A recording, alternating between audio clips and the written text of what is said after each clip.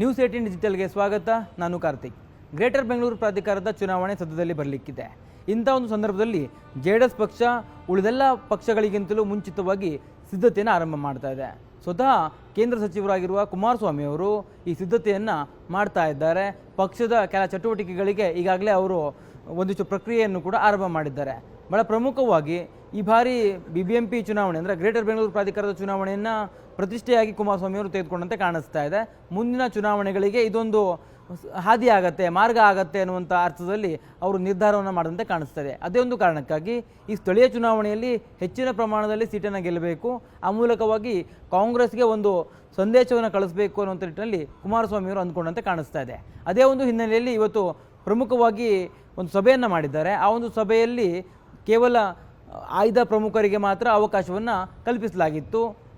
BBMP ಚುನಾವಣೆಗೆ ಅಂದರೆ greater Bengaluru ಪ್ರಾಧಿಕಾರದ ಚುನಾವಣೆಗೆ ಯಾವ ರೀತಿಯಾಗಿ ಸಿದ್ಧತೆಯನ್ನು ಮಾಡ್ಕೋಬೇಕು, ಜೊತೆಗೆ ಈಗಾಗಲೇ BJPಯೊಂದಿಗೆ ಮೈತ್ರಿ ಇರುವಂಥ ಕಾರಣಕ್ಕಾಗಿ ಮೈತ್ರಿಯೊಂದಿಗೆ ಈ ಒಂದು ಚುನಾವಣೆಯನ್ನು ಎದುರಿಸಬೇಕಾ ಅಥವಾ ಮೈತ್ರಿಯಿಂದ ಹೊರಬಂದು ಸ್ವತಂತ್ರವಾಗಿ ಚುನಾವಣೆಯನ್ನು ಎದುರಿಸಬೇಕಾ ಅನ್ನುವಂಥ ನಿಟ್ಟಿನಲ್ಲಿ ಗೊಂದಲಗಳು ಏನಿತ್ತಲ್ಲ ಅದಕ್ಕೆ ಸಂಬಂಧಪಟ್ಟಂತೆಯೂ ಕೂಡ ಆ ಚರ್ಚೆಯನ್ನು ಮಾಡಲಾಗಿದೆ. ಮುಂದಿನ ದಿನಗಳಲ್ಲಿ ಇದಕ್ಕೆ ಸಂಬಂಧಪಟ್ಟಂತೆ ಒಂದು ಸ್ಪಷ್ಟವಾಗಿರುವಂಥ ನಿರ್ಧಾರವನ್ನು ತೆಗೆದುಕೊಳ್ಬೋದು. ಆದರೆ ಸದ್ಯಕ್ಕೆ ಈ ಒಂದು BBMP ಚುನಾವಣೆಯನ್ನು ಗ್ರೇಟರ್ ಬೆಂಗಳೂರು ಪ್ರಾಧಿಕಾರದ ಚುನಾವಣೆಯನ್ನು ಹೇಗೆ ಗೆಲ್ಲಬಹುದು, ಪಕ್ಷ ಸಂಘಟನೆಗೆ ಯಾವ ರೀತಿಯಾಗಿ ಒತ್ತನ್ನು ಕೊಡಬೇಕು, ಎರಡನೇ ಹಂತದ ಅಥವಾ ಸ್ಥಳೀಯ ಹಂತದ ನಾಯಕರನ್ನು ಯಾವ ರೀತಿಯಾಗಿ ಗುರುತನ್ನು ಮಾಡಬೇಕು, ಅರ್ಹರು ಯಾರಿದ್ದಾರೆ ಅವರನ್ನು ಯಾವ ಮೂಲಕವಾಗಿ ನಾವು ಪತ್ತೆ ಹಚ್ಚಬೇಕು, ಅವರಿಗೆ ಪಕ್ಷದ ಟಿಕೆಟನ್ನು ಕೊಡುವಂಥ ನಿಟ್ಟಿನಲ್ಲಿ ಪ್ರಯತ್ನಗಳಾಗಬೇಕು. ಆ ಒಂದು ಕಾರಣಕ್ಕಾಗಿ ಈ ಜಿಲ್ಲಾ ಅಧ್ಯಕ್ಷರೇನಿರ್ತಾರೆ ಅವರೆಲ್ಲರಿಗೂ ಕೂಡ ಕುಮಾರಸ್ವಾಮಿ ಅವರು ಟಾಸ್ಕನ್ನು ಕೊಟ್ಟಿದ್ದಾರೆ.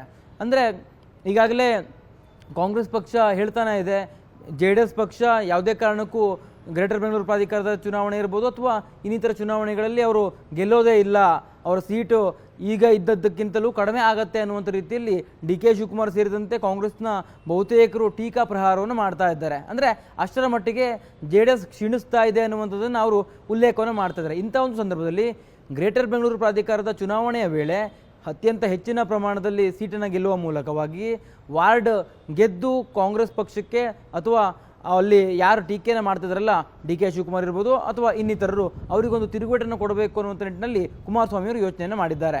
ಪ್ರಮುಖವಾಗಿ ಗಮನಿಸಬೇಕು, BBMP ಚುನಾವಣೆಯನ್ನು ಕಾಂಗ್ರೆಸ್ ಬಹಳ ಪ್ರತಿಷ್ಠೆಯಾಗಿ ತೆಗೆದುಕೊಳ್ಳುತ್ತೆ. ಅದರಲ್ಲೂ DK ಶಿವಕುಮಾರ್ ಅವರು ಕೂಡ ಬಹಳ ಪ್ರತಿಷ್ಠೆಯಾಗಿ ತೆಗೆದುಕೊಳ್ತಾರೆ. ಯಾಕೆ ಅಂದರೆ ಅವರು ಉಸ್ತುವಾರಿ ಸಚಿವರು ಕೂಡ ಆಗಿರುವಂಥದ್ದು. ಇಂಥ ಒಂದು ಸಂದರ್ಭದಲ್ಲಿ ತನ್ನ ಉಸ್ತುವಾರಿಯಲ್ಲಿ BBMPನ ಗೆದ್ದಿದ್ದೇವೆ ಅನ್ನುವಂಥ ಒಂದು ಸಂದೇಶ ಹೋಗಬೇಕು. ಅದರಲ್ಲೂ ಗ್ರೇಟರ್ ಬೆಂಗಳೂರು ಪ್ರಾಧಿಕಾರ ಮಾಡಿರುವಂಥ ಕಾರಣಕ್ಕಾಗಿ 5 ಪಾಲಿಕೆ ಇದೆ. ಆ ಒಂದು 5 ಪಾಲಿಕೆಯಲ್ಲಿ 3 ಪಾಲಿಕೆಯನ್ನಾದರೂ ಕಾಂಗ್ರೆಸ್ ಗೆಲ್ಲಿಸಬೇಕು ಅನ್ನುವಂಥ ನಿಟ್ಟಿನಲ್ಲಿ DK ಶಿವಕುಮಾರ್ ಸಾಕಷ್ಟು ತಯಾರಿಯನ್ನು ಮಾಡಿಸ್ತಾ ಇದ್ದಾರೆ.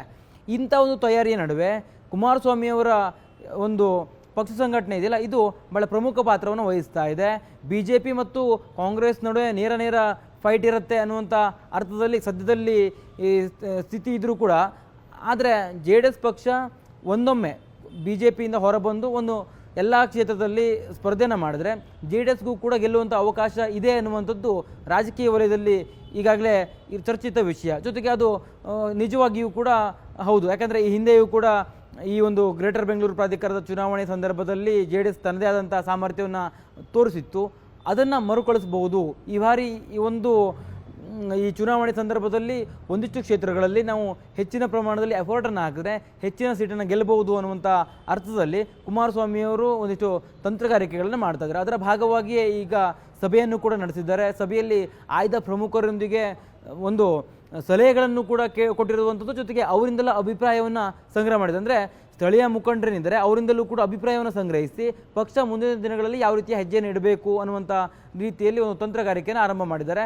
ಒಟ್ಟಾರೆಯಾಗಿ ಸೆಪ್ಟೆಂಬರ್ ವೇಳೆಗೆ ಈ ಒಂದು ಚುನಾವಣೆ ಆಗಬಹುದು ಅನ್ನುವಂಥ ಲೆಕ್ಕಾಚಾರ ಇರುವಂಥ ಸಂದರ್ಭದಲ್ಲಿ ಈಗ ಇನ್ನೂ 3-4 ತಿಂಗಳು ಕಾಲಾವಕಾಶ ಇರುವಂಥ ಸಂದರ್ಭದಲ್ಲಿಯೇ ಕುಮಾರಸ್ವಾಮಿಯವರು ಗ್ರೇಟರ್ ಬೆಂಗಳೂರು ಪ್ರಾಧಿಕಾರದ ಒಂದಿಷ್ಟು ಸೀಟ್ಗಳನ್ನು ಗೆಲ್ಲೋದಕ್ಕೆ, ಆ ಮೂಲಕವಾಗಿ ತನ್ನ ವಿರೋಧಿಗಳಿಗೆ ಒಂದು ಸ್ಪಷ್ಟವಾಗಿರುವಂಥ ಸಂದೇಶವನ್ನು ರವಾನೆ ಮಾಡೋದಕ್ಕೆ ಸಿದ್ಧತೆಯನ್ನು ಆರಂಭ ಮಾಡಿದ್ದಾರೆ. ಅದರಲ್ಲಿ ಎಷ್ಟರ ಮಟ್ಟಿಗೆ ಇವರು ಯಶಸ್ಸನ್ನು ಕಾಣಿಸ್ತಾರೆ ಅನ್ನೋದನ್ನು ಕಾದು ನೋಡಬೇಕು. ಯಾಕೆ ಅಂದರೆ ಪ್ರಬಲವಾಗಿರುವಂಥ BJP ಈ ಬಾರಿ JDS ಪಕ್ಷಕ್ಕೆ ಮೈತ್ರಿಯೊಂದಿಗೆ ಹೋಗುವಂಥ ಸಾಧ್ಯತೆ ತೀರಾ ಕಡಿಮೆ ಇದೆ. ಅವರು ಪ್ರತ್ಯೇಕವಾಗಿ ಈ ಒಂದು ಸ್ಥಳೀಯ ಚುನಾವಣೆಯನ್ನು ಎದುರಿಸುವಂಥ ಸಾಧ್ಯತೆ ದಟ್ಟವಾಗಿದೆ. ಬೇರೆ ಬೇರೆ ರಾಜ್ಯದಲ್ಲಿಯೂ ಕೂಡ BJP ಮೈತ್ರಿ ಪಕ್ಷದೊಂದಿಗೆ ಕೇವಲ ವಿಧಾನಸಭೆ ಮತ್ತು ಈ ಲೋಕಸಭಾ ಚುನಾವಣೆಯನ್ನು ಮಾತ್ರ ಎದುರಿಸುತ್ತೆ. ಅಲ್ಲಿ ಆ ಸ್ಥಳೀಯ ಚುನಾವಣೆಗಳಿಗೆ ಒಂದು ಮೈತ್ರಿ ಪಕ್ಷದನ್ನು ಬಿಟ್ಟು ಪ್ರತ್ಯೇಕವಾಗಿ ಸ್ಪರ್ಧೆಯನ್ನು ಮಾಡುತ್ತೆ. ಅದು ಮಹಾರಾಷ್ಟ್ರದಲ್ಲೂ ಕೂಡ ನಮಗೆ ಅದು ಗೊತ್ತಿದೆ. ಈ ರೀತಿಯ ಒಂದು ತಂತ್ರಗಾರಿಕೆಯನ್ನು ಬಿ ಜೆ ಪಿ ಮಾಡುತ್ತೆ.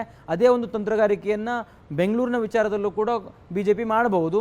ಜೆ ಡಿ ಎಸ್ನೊಂದಿಗೆ ಪ್ರತ್ಯೇಕವಾಗಿಯೇ ಚುನಾವಣೆಯನ್ನು ಎದುರಿಸಬಹುದು. ಇಂಥ ಒಂದು ಸಂದರ್ಭದಲ್ಲಿ ನಾವು ಯಾವ ರೀತಿಯಾಗಿ ಗಟ್ಟಿಯಾಗಿರಬೇಕು, ಜೆ ಡಿ ಎಸ್ ಪಕ್ಷ ತನ್ನದೇ ಆದಂಥ ಸಾಮರ್ಥ್ಯವನ್ನು ಯಾವ ರೀತಿಯಾಗಿ ತೋರಿಸ್ಬಹುದು, ಅದು ಮಿತ್ರ ಪಕ್ಷ ಬಿ ಜೆ ಪಿಗೂ ಇರ್ಬೋದು, ಜೊತೆಗೆ ವಿರೋಧ ಪಕ್ಷ ಆಗಿರುವಂತಹ ಕಾಂಗ್ರೆಸ್ಗೂ ಕೂಡ ನಾವು ಒಂದು ಸಂದೇಶವನ್ನು ಕಳಿಸಬೇಕು ಅನ್ನುವಂಥ ಅರ್ಥದಲ್ಲಿ ಕುಮಾರಸ್ವಾಮಿ ಒಂದು ನಿರ್ಧಾರವನ್ನು ಮಾಡಿದ್ದಾರೆ. ಅದೇ ಒಂದು ಕಾರಣಕ್ಕಾಗಿ ಈಗಾಗಲೇ ಯಾವ್ಯಾವ ಭಾಗದಲ್ಲಿ ಈ ಒಂದು ಅಭ್ಯರ್ಥಿಗಳಿದ್ದಾರೆ, ನಮ್ಮ ಪಕ್ಷದ ಗೆಲ್ಲುವಂಥ ಒಂದು ಪಾಲಿಕೆ ವ್ಯಾಪ್ತಿ ವಾರ್ಡ್ ಯಾವುದಿದೆ ಆ ವಾರ್ಡ್ಗಳನ್ನು ಪಟ್ಟಿ ಮಾಡುವಂಥ, ಅಂದರೆ ಸ್ವಲ್ಪ ಎಫರ್ಟ್ ಹಾಕಿದ್ರೆ ನಾವು ಗೆಲ್ಲಬಹುದು ಅನ್ನುವಂಥ ಒಂದು ವಾರ್ಡ್ಗಳ ಸಂಖ್ಯೆ ಇರುತ್ತಲ್ಲ, ಅದೆಲ್ಲವನ್ನು ಲೆಕ್ಕ ಹಾಕಿ ಅಲ್ಲಿ ಅರ್ಹ ಅಭ್ಯರ್ಥಿಗಳನ್ನು ಅಲ್ಲಿ ಕಣಕ್ಕಿಳಿಸಬೇಕು ಅನ್ನೋ ನಿಟ್ಟಿನಲ್ಲಿ ಕುಮಾರಸ್ವಾಮಿ ಅವರು ನಿರ್ಧಾರವನ್ನು ತೆಗೆದುಕೊಂಡಿರ್ತಕ್ಕಂಥದ್ದು. ಒಟ್ಟಾರೆಯಾಗಿ ಈಗಾಗಲೇ ಚುನಾವಣೆಗೆ ಅಧಿಸೂಚನೆಯೂ ಕೂಡ ಹೊರಡಿಸಿಲ್ಲ. ಇಂಥ ಒಂದು ಸಂದರ್ಭದಲ್ಲಿಯೇ ಅಭ್ಯರ್ಥಿಗಳ ಆಯ್ಕೆಗೂ ಕೂಡ ಕುಮಾರಸ್ವಾಮಿ ಅವರು ನಿರ್ಧಾರವನ್ನು ಮಾಡ್ಕೊಂಡಿದ್ದಾರೆ. ಅಂದರೆ ಅಭ್ಯರ್ಥಿಗಳನ್ನು ಆಯ್ಕೆ ಮಾಡಿ ಅಲ್ಲಿ ಅವರಿಗೆ ಆ ಸಂದರ್ಭದಲ್ಲಿ ಟಿಕೆಟನ್ನು ಕೊಡಬೇಕು ಅನ್ನುವಂಥ ನಿಟ್ಟಿನಲ್ಲಿ ಅವರು ಸಿದ್ಧತೆಯನ್ನು ಮಾಡ್ಕೊಂಡಿರ್ತಕ್ಕಂಥದ್ದು.